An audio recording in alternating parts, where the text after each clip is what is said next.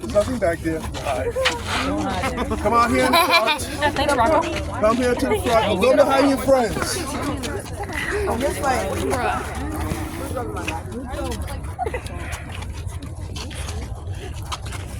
And a well-trained soldier had to be able to load and discharge his musket in 4 times in 1 minute. Either that or you could be dead. Because you can bet the people on the other side could do that.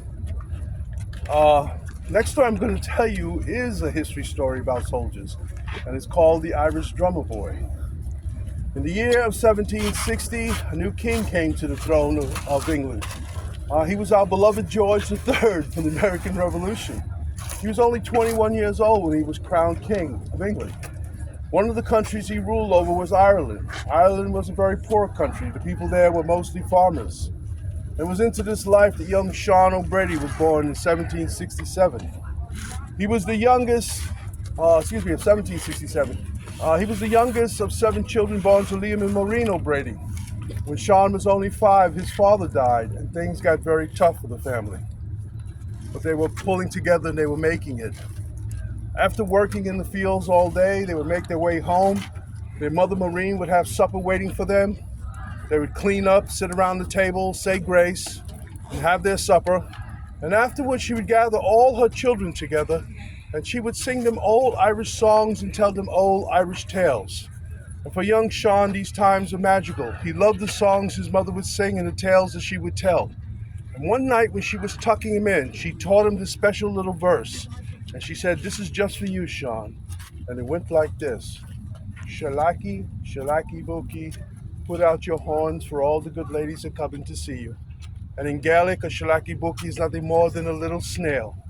But she told him that any time that he was sad or any time that he was frightened, to repeat those words to himself or out loud and to think of her, and hopefully his sadness and his fears would go away.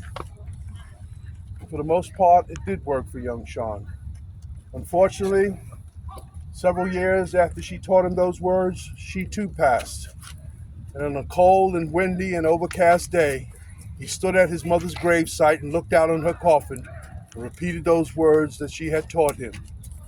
Shalaki, shalaki buki, put out your horns, for all the good ladies are coming to see you. And like I said, I honestly believed it helped him with his grief.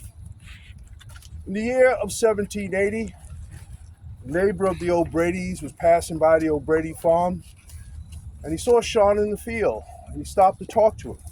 It seems this neighbor of his had seen a military flyer, and he was going into town to find out more about it. And he mentioned it to Sean, and Sean got all excited. The idea of wearing a uniform and going off on some great adventure in a foreign country really appealed to him. He hated being a farmer. So he asked his neighbor, "Do you think they would take me? I'm so young." And his neighbor said, "I don't know. All you can do is ask." And one day when Sean was in town, he did ask, and the British Army was willing to take him. But when he brought the subject up with his other siblings, they simply laughed at him and told him, "You're not going anywhere. This is your life."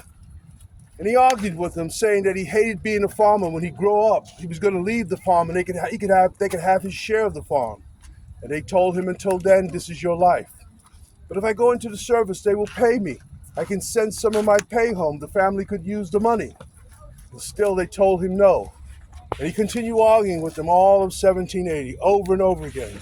Soon it created divisions within the family. And soon some of his brothers and sisters couldn't wait to see the back of him.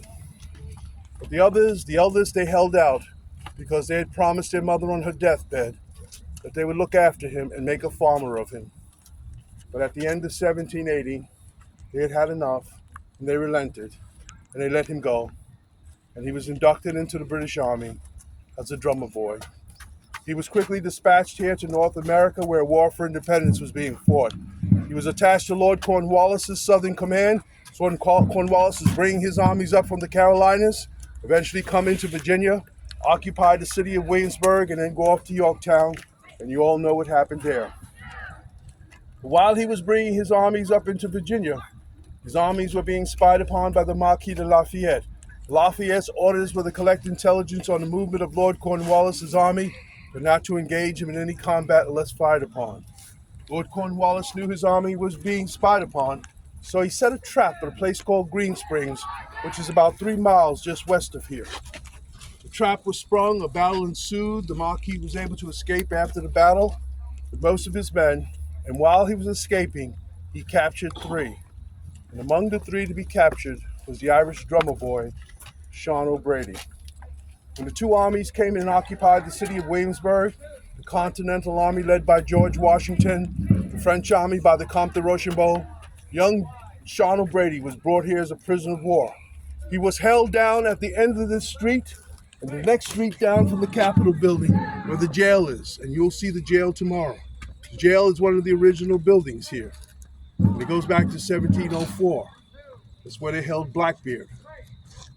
Now, some of the soldiers that they were holding down there were the black soldiers from the Ethiopian regiment.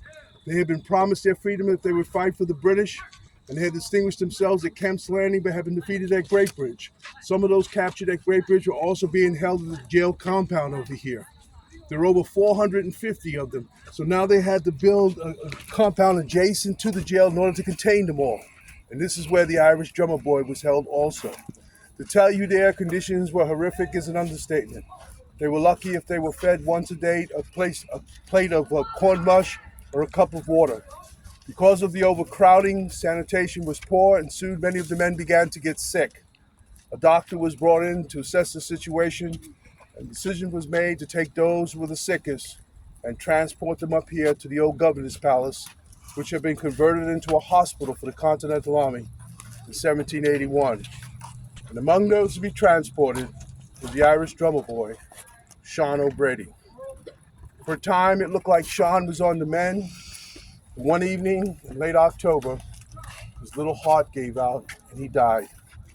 A burial detail was formed by his fellow prisoners who had been wounded and had recovered from their wounds and were now working at the hospital. They picked his little body up, carried it into the gardens. They had no trouble digging a grave for him that night because it was a full moon.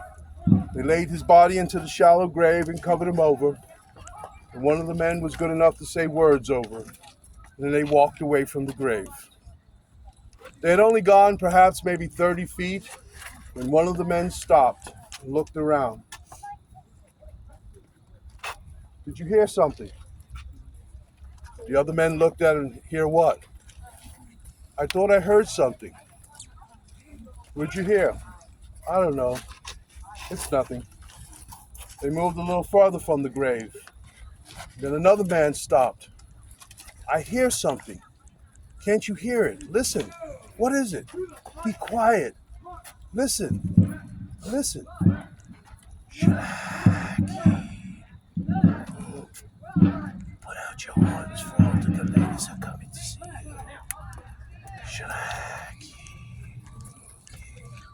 Put out your horns for all the good ladies are coming to see you.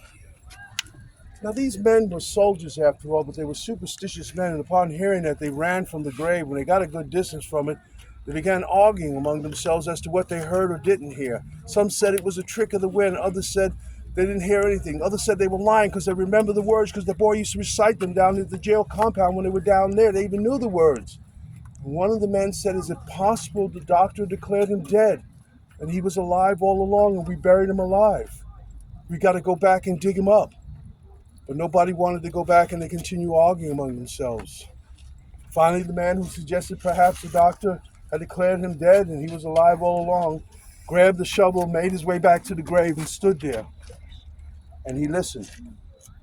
But all he could hear were the leaves rustling in the trees from the night breeze.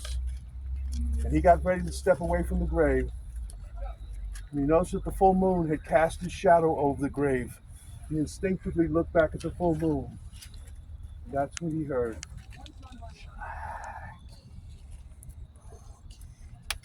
Put out your horns for all the good ladies are coming to see you. And then something small touched his left shoe and he looked down. Scream! Come on, kids, I got one more story to tell you.